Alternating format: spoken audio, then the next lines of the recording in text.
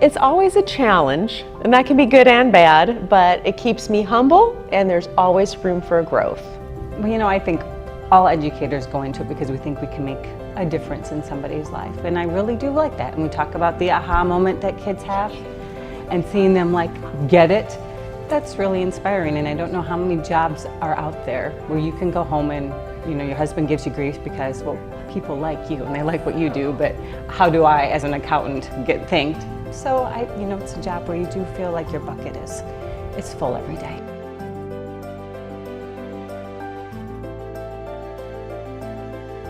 It is a group effort. It's, you know, not each individual teacher in their classroom. It's your department, it's your PLC group, it's your administrator, it's your teacher leaders, it's all of the support staff that we have, that all of those people together have made such a difference in my teaching career, teaching at Linn-Mar. And I think that the students have really been the beneficiaries of all those people working together to give a cohesive education. I love making learning fun. Having a good time with the kids, having them work hard and develop a really good work ethic, but really make it fun so they want to do well.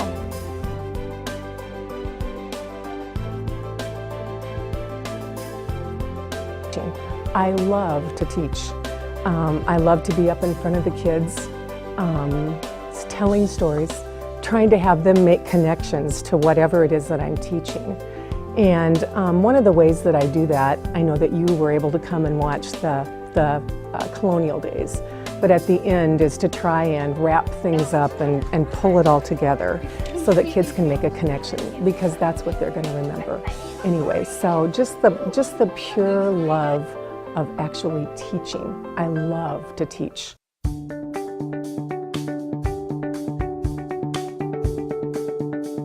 When I see a student walking up to the bus, and if he's walking with his head down, walking slowly, maybe kicking the ground, sometimes you can ask them, is there something you'd like to tell me about? Let's talk about it, and I'll listen to what your problem might be, and maybe I can help you. I think back to a little boy that came into my room. He didn't really smile much. He did not feel very confident and successful, and I just kind of saw those layers kind of come off him throughout the year. By the end of the second grade, he was doing beautifully academically. He had made a lot of friends. He was more pleasant to be around, and then I continued to see that, and we still had that connection all the way through 5th grade. Because I let them know they are important and they do matter.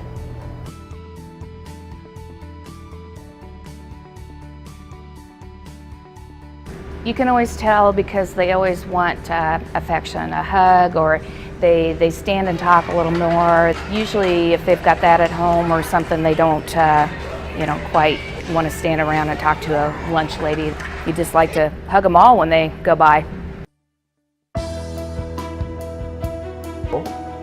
I am a special education teacher, but this is more focused on a general education group. There's a group of gentlemen that I could tell weren't always getting along with peers, staff, administration. So one day I went up to the group and introduced myself, told them my name, told them where I teach, what I do, and let them know that, hey, I've got some kids that are really into basketball. Would you ever want to play basketball with my kids? And at first they're like, oh maybe? And I kept kind of pushing them, and eventually 3 of them showed up in my classroom one day and said, hey, Mr. Smith, we'd love to set up a time to play some basketball with a few of your kids. And we set up a time. We all had a wonderful time playing basketball. They were really good athletes. A couple of my kids really looked up to them. And it got in a routine that we were doing it a couple of times a week. And not only was it rewarding for me to see them interacting with my students, I think it was equally rewarding for those tough kids because they were making an impact on someone's lives, and it was a positive one. And I think that's sometimes what those tough kids need, is a positive impact in the world.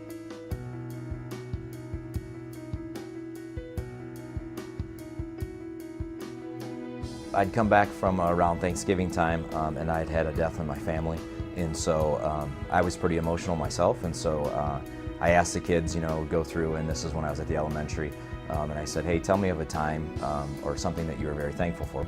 And that little boy stood up and said, I'm thankful that my mom was able to get food for us to put into our cabinets so that way we can have a good meal for Thanksgiving. And so it just kind of put me into the perspective and just made me think, man, if he's thinking that deep at that age level, it's absolutely amazing. And so that student there just kind of drove me to, you know, instead of looking at that particular student from now on, because he was the one that you're always having to bring back and get back online and get back in track. And you know, he showed up to school with not the nicest clothes on. Sometimes they were dirty, and it's just kind of one of those things where you're like, come on buddy, come on, you know. And so just hearing him say that and seeing the things that he's going through, my problems that I dealt with day to day were very minimal compared to what this young man as a kindergartner had.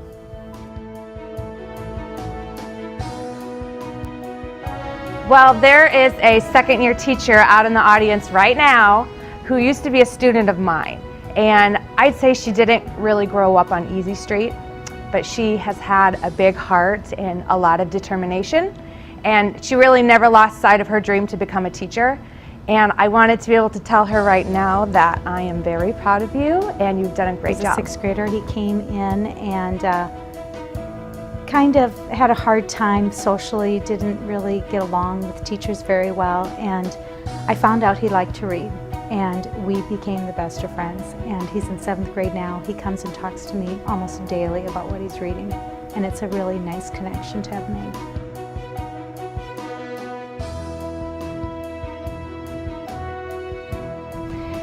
One of my first years of teaching, I had a student that was a challenge and really struggled on getting work completion just day to day. Needed a lot of encouragement, and I always felt like that student just needed that little extra oomph. And a few years after I had him, I got a letter from him saying that he was just so appreciative of all the time and effort that I put into him, and that really made an impact for him later on. That was really great. Well, I think of a certain young man I've had since his freshman year and the struggles he and I have gone through. The connection and the impact that I know that I've made on his life carries over also when I talk to his parents, and they tell me about times that perhaps they weren't able to take him on family trips due to behavior, but now they recently were able to go to his brother's wedding, and he acted appropriately, participated, and did a great job. So knowing that not only have I made an impact on his educational life, but also on his personal life with his family as well. I had a student in 1st grade whose parent was severely depressed, pretty much bedridden. He was really emotional, would have trouble on the playground. Everything affected him greatly. And as soon as he could drive, he started coming back to visit me. And so when he was 16, he came the first time. And then he came when he started Iowa State, but he is now a she, and felt comfortable enough and enough of a connection with me to come back and share that with me. Really was not tying or buying into school, didn't want to be there, would do everything he could to leave, ended up taking a year break, and then he came back this last year and just decided I'm going to do it, I'm going to finish my classes, and just really worked really hard. And when he graduated, you know, he came in, he's like, thank you so much. Best job in the world. So, thank you.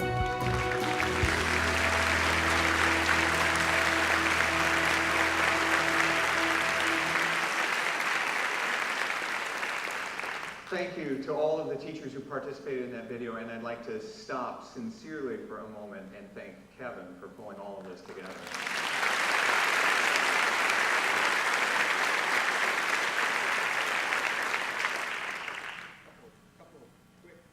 That I'm going to make for you, and then I'm going to send you on your way. When I get to my office in a little bit, I'm going to send an email to all of you, and I'm going to ask you all to take a pledge with me that we will not tolerate nor will we stand for any type of harassment or bullying in our schools. And my goal is to have everyone sign that pledge. We've created a digital pledge form, and so the first link you're going to get is a video where you'll be able to hear the pledge itself. The second link, you'll be able to go to the pledge, simply put in your name, click submit, and you're recorded on the pledge. And then we're going to ask our middle school and high school students to take that to take that same pledge, that we just won't tolerate that type of behavior in this school. I'll ask you to do that with me. And with that, my challenge to you, the Linn-Mar Pride, is let's go out and let's change the world. Let's just go change the world. There's no reason we can't. Do the impossible. Thank you. Thank you. Have a great day.